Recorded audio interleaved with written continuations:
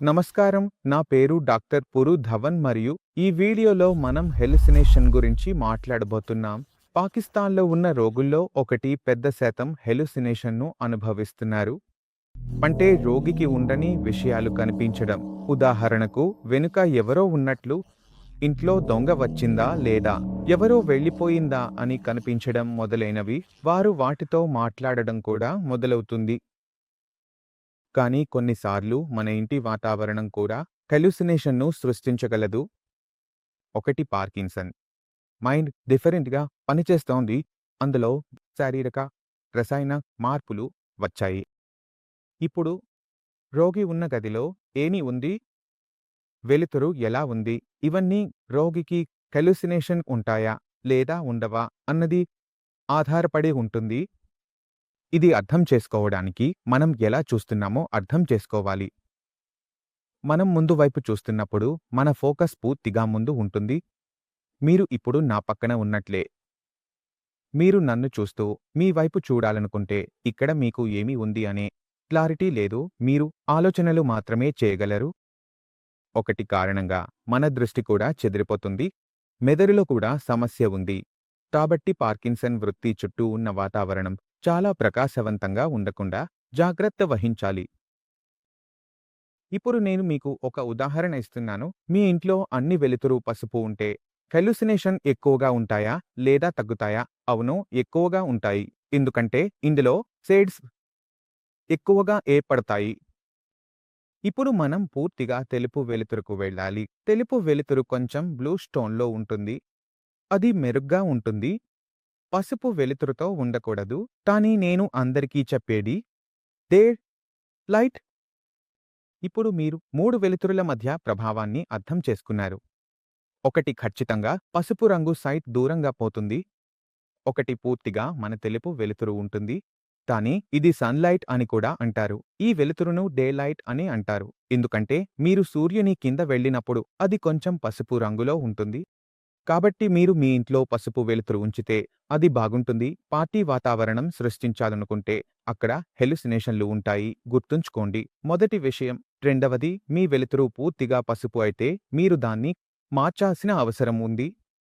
మీరు మార్చినప్పుడు పార్కిన్సన్ రోగుల హెలుసినేషన్లలో మార్పులు చూడగలరు. హెలుసినేషన్లు తగ్గుతాయి. ఇంట్లో వెలుతురు పూర్తిగా తెలుపుగా ఉండాలి. ప్రతి మూలలో వెలుతురు ఉండాలి. ఏ మూల కూడా ఉండకూడదు. అక్కడ చీకటి ఉండాలి. అక్కడ షేడోలు ఎక్కువగా ఏర్పడుతున్నాయి. ఇది గుర్తుంచుకోవాలి. ఇప్పుడు మీ గోడల రంగు కూడా మీకు భ్రాంతులు ఉంటుందా లేదా అనే దానిపై ఆధారపడి ఉంటుంది. వెన్నెల బంతులు వెలుతురును ప్రతిబింబిస్తాయి. ఒక చోటు నుంచి ఇక్కడ పడితే అక్కడ పంపిస్తాయి. దీనివల్ల వెలుతురు వ్యాపిస్తుంది మరియు వెలుతురు వ్యాపించినప్పుడు షేడోలు తగ్గుతాయి. మీరు నా వెనుక చూస్తున్నట్లయితే పంక్తి ఎలా ఉంది అంటే ఎరుపు రంగు గోడలు ఉంటాయి. ఈ గోడలలో మనం చూస్తున్నప్పుడు హెలుసినేషన్ ఎక్కువగా ఉంటాయి. ఎందుకంటే ఇక్కడ వెలుతురు డబుల్గా ఉంటుంది. షేడోలు ఏర్పడుతున్నాయి. మీరు కొంచెం తక్కువగా అనిపిస్తే ఇది కెమెరాలో బాగా కనిపిస్తుంది. ఇంట్లో ఎప్పుడూ ఇలాగే ఉంటే అక్కడ హెలుసినేషన్లు సాధారణ సమస్యగా మారుతాయి. ఇవి రెండు విషయాలు. మూడవ విషయం, నేను ఉన్న గదిలో కర్టెన్లు లేవు. కానీ తలుపుల గురించి మాట్లాడితే కర్టెన్లు ఉంటాయి. కర్టెన్లు అనేవి చాలా రకాల శైలిలలో ఉంటాయి. కొన్నింటి మీద ప్లేన్ ఉంటాయి. కొన్నింటిలో పూలు ఉంటాయి.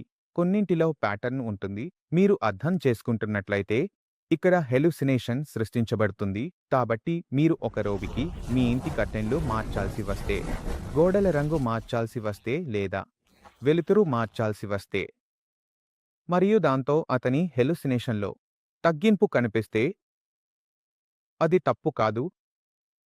ఎందుకంటే ఇక్కడ మందులు లేకుండా కూడా అది జరుగుతుంది. మనం ఇలాంటి కేసుల్లో మందులు ఇస్తే కూడా హెలుసినేషన్లో మాకు ఉపశమనం కనిపించదు. కాబట్టి మీరు పాకిస్తాన్లో చికిత్స ప్రారంభిస్తున్నప్పుడు మీరు ముందుగా హెలుసినేషన్ను పరిగణనలోకి తీసుకోవాలి. హెలుసినేషన్ ఉంటే రోగి కూర్చోవడం, ఎగురడం, కూర్చోవడం వంటి స్థలాన్ని మార్చాలి. ఎందుకంటే హెలుసినేషన్ సాధారణంగా సాయంత్రం ప్రారంభమవుతుంది. రాత్రి వరకు కొనసాగుతుంది. ఉదయం ముగుస్తుంది. ఇది ఎందుకంటే రోజులో మనకు డే లైట్ కిటికీల ద్వారా, తలుపుల ద్వారా ఇంట్లోకి వస్తుంది. ఇంట్లో వెలుతురు పెరుగుతుంది, అందువల్ల హెలుసినేషన్లు ఉండవు. కానీ సాయంత్రం క్రమంగా చీకటి అవుతుంది, హెలుసినేషన్ ప్రారంభమవుతుంది. అప్పుడు మీరు అర్థం చేసుకుంటారు. ఈ చిన్న చిన్న విషయాలు కూడా ఒక రోగికి చాలా సహాయపడతాయి. నేను ఆశిస్తున్నాను మీరు హెలుసినేషన్ను ఎలా తగ్గించాలో చాలా విషయాలు అర్థం చేసుకున్నారు. ఇంకా ఏదైనా మిగిలి ఉంటే మీరు అడగాలనుకుంటే ఈ వీడియోతోనే నేను వెళ్ళిపోతున్నాను. తదుపరి వీడియోలో కలుద్దాం. అప్పటి వరకు నమస్కారం.